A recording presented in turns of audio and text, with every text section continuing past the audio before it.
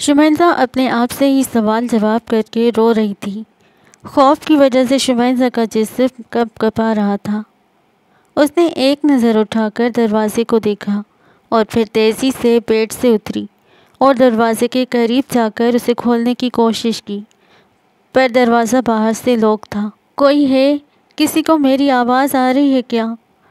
کوئی دروازہ کھولو پلیز، میری مدد کرو، مجھے یہاں سے باہر نکالو، کوئی تو میری مدد کرو، میں مر جاؤں گی یہاں، میرا دم گھٹ رہا ہے یہاں، مجھے باہر نکالو پلیز، کوئی آ کے دروازہ کھول دو، مجھے میرے گھر جانا ہے، خدا کا واسطہ ہے مجھے باہر نکالو یہاں سے، پلیز مجھے جانے دو، دروازہ کھول دو۔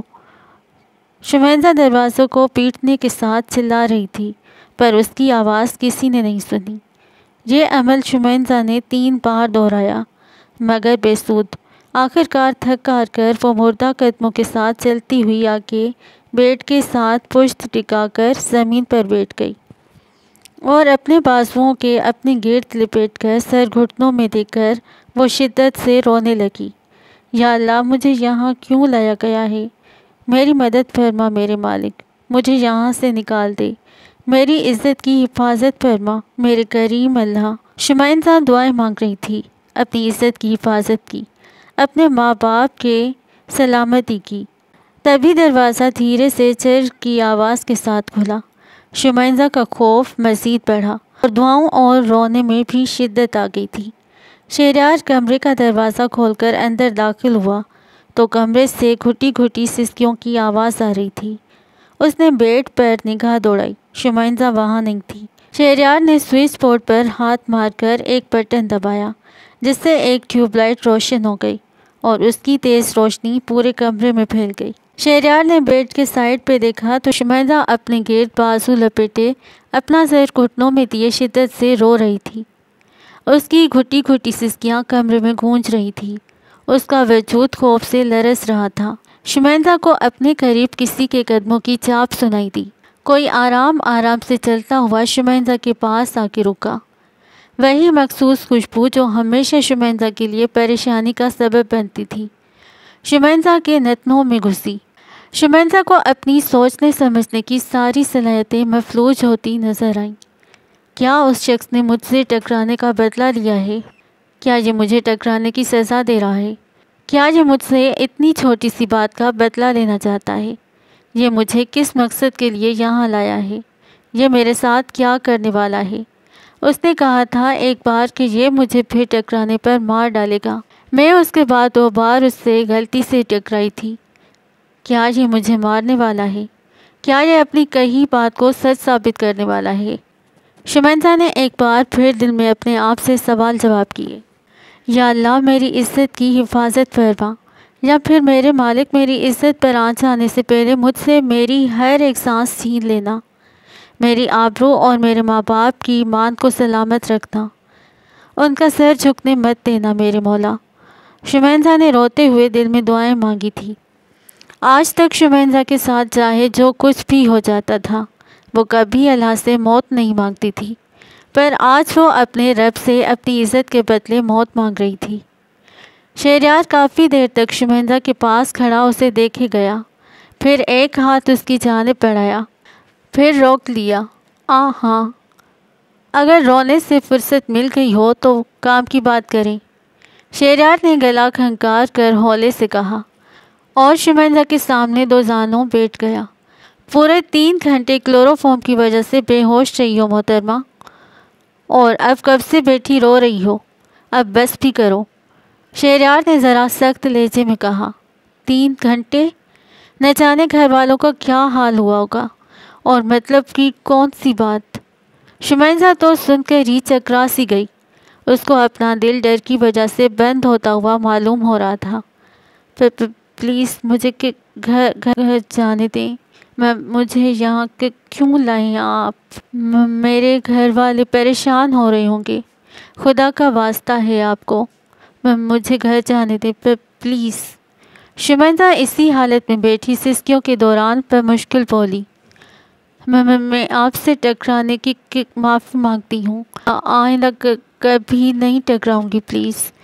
شہریار کچھ بولتا اس سے پہلے شمائنزا نے پھر سے ایک جملہ توڑ مروڑ کر بولا۔ شہریار جو شمائنزا کو سخت ترین جواب دینے والا تھا، شمائنزا کے دوسرے جملے پر مسکرائے بنا نہ رہ سکا۔ وہ تو حیران ہوا تھا کہ شمائنزا اسے اتنی آسانی سے بغیر دیکھے پہچان کیسے گئی۔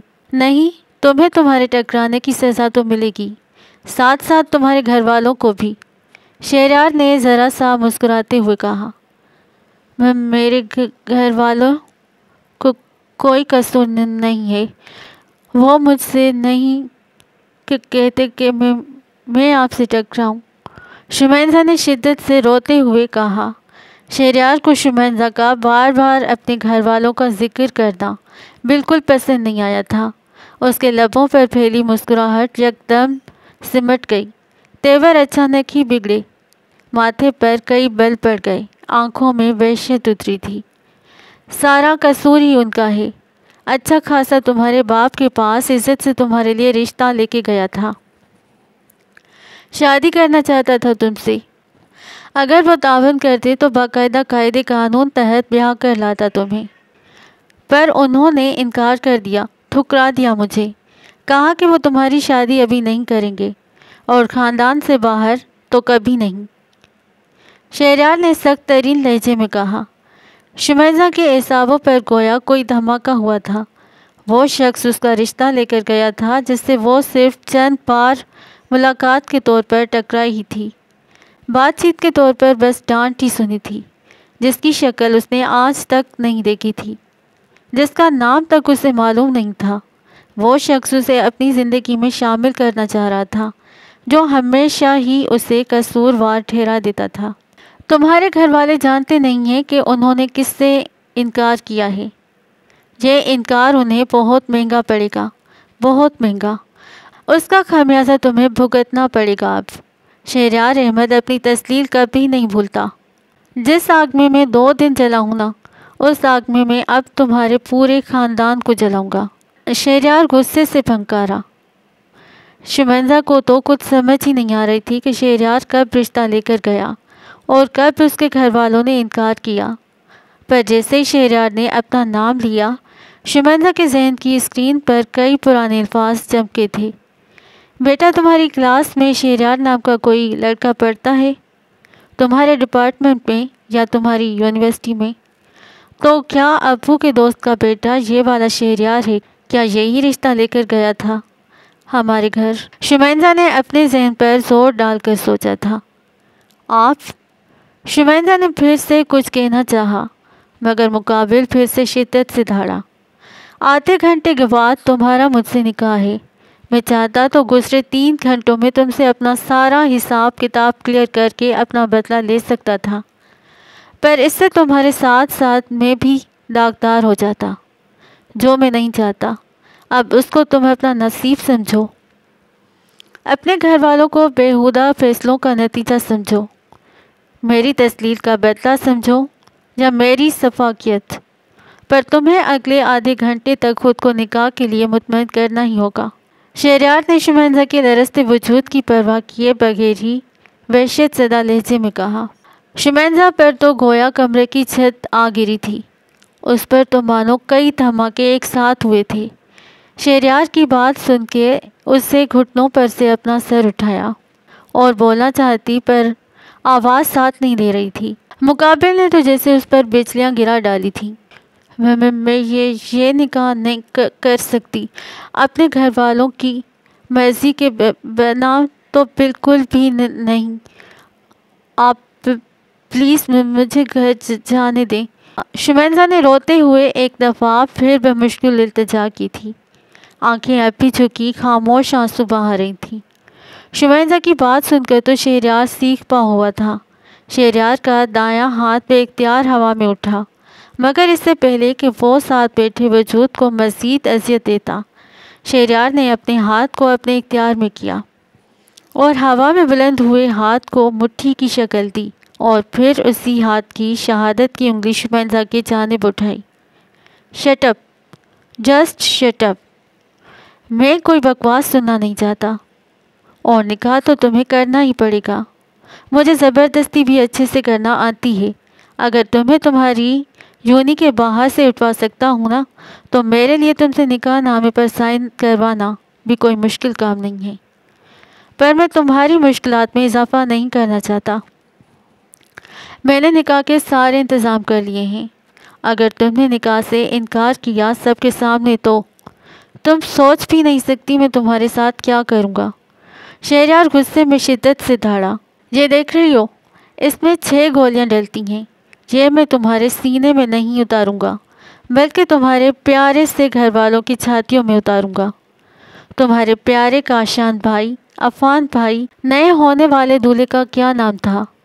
ہاں یاد آیا، امان بھائی، عدنان، تمہارے چچا جان اور تمہارے پیارے سے ابا جان کے حلق میں تو سب سے پہلے یہ گولیاں اتاروں گا، اور پھر اس کے بعد ایک ایک کر کے تمہارے خاندان کے ہر ایک فرد سے اس کی سانسیں چھین لوں گا اور تمہیں زندہ رکھوں گا، تاکہ کوئی تو ہو اشک بہانے کے لیے، کوئی تو ہو گریہ زاری کرنے کے لیے۔ شہریار نے پینٹ کے پیچھے دی ہی پستول نکال کر شمائندہ کے سامنے فرش پر رکھتے ہوئے انتہائی شفاق انداز میں کہا۔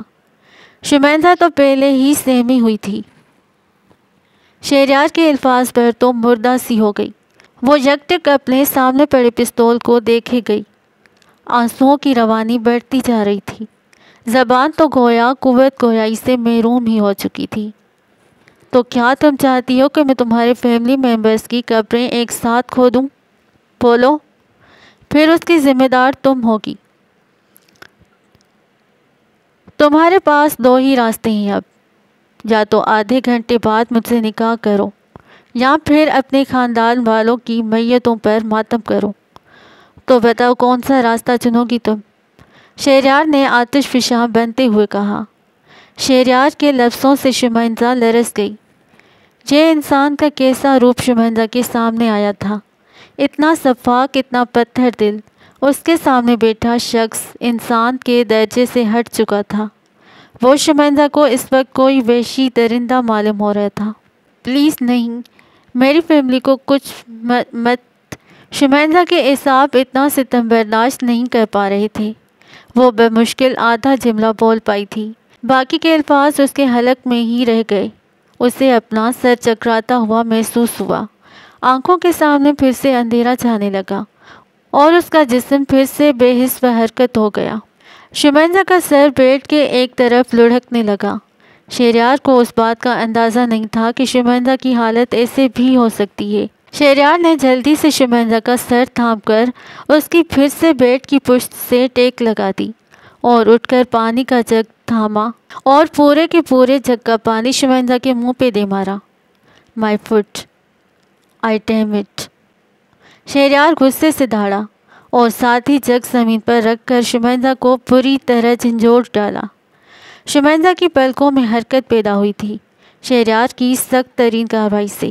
شہریار سمجھ چکا تھا کہ شمائندہ ہوش میں آ رہی ہے۔ اس نے جلدی سے اپنی جیب سے موبائل نکالا اور میرب کو فون کر کے اوپر بلوایا۔ میرب بھی کچھ ہی دیر میں بھاگی بھاگی اوپر آئی۔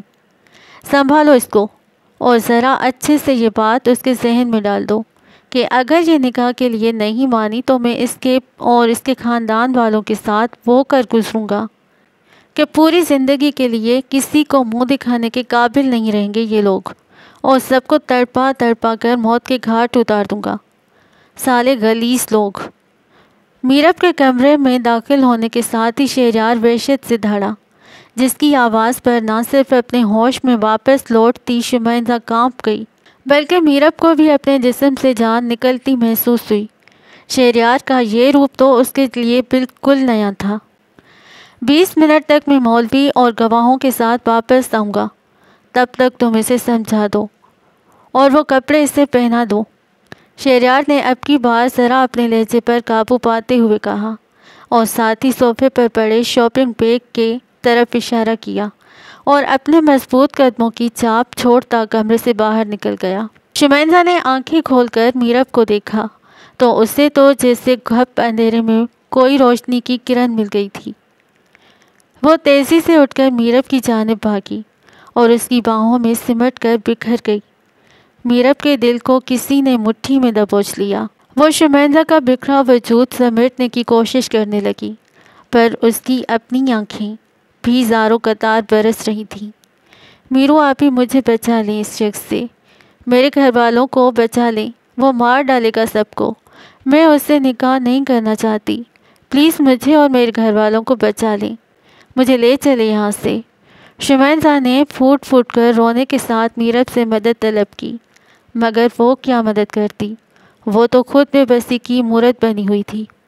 شیزی پلیز سنبھالو خود کو، تم شہری سے نکاح کر لو، ورنہ وہ جو ابھی کہہ کے گیا ہے وہ کر گزرے گا۔ تمہیں اپنی قربانی دے کر اب اپنی فیملی کو بچانا ہوگا، ورنہ شہری کا غصہ تمہارے گھر کی ساری خوشیاں نگل جائے گا۔ آئی پرومس یو، نکاح ہو جانے کے بعد ہم تمہیں صحیح سالم تمہارے گھر چھوڑائیں گے، ابھی کسی کو نہیں پتا کہ تم یہاں ہو۔ زینی اور زری کو یہ لگتا ہے کہ تم گھر واپس چلی گئی ہو، اور تمہارے گھر والوں کو لگتا ہے کہ تم یونی میں ہو۔ ابھی کچھ نہیں بگڑا پرنسس، مگر اگر تم نے نکاح سے انکار کر دیا تو بہت کچھ بگڑ جائے گا، شہری سب تہس نہس کر دے گا، پھر تمہارے پاس سوائے آنسو بہانے کے اور کچھ نہیں بچے گا۔ تم شہری کو نہیں جانتی، وہ جو کہتا ہے کر گزرتا ہے، پھر چاہے اس سے جتنی بھی تباہی آ جائے۔ میرب نے اپنے آنسوؤں پر قابو پا کر شمائنزا کو خود سے الگ کیا اور ذرا مضبوط ہو کر اسے سمجھایا،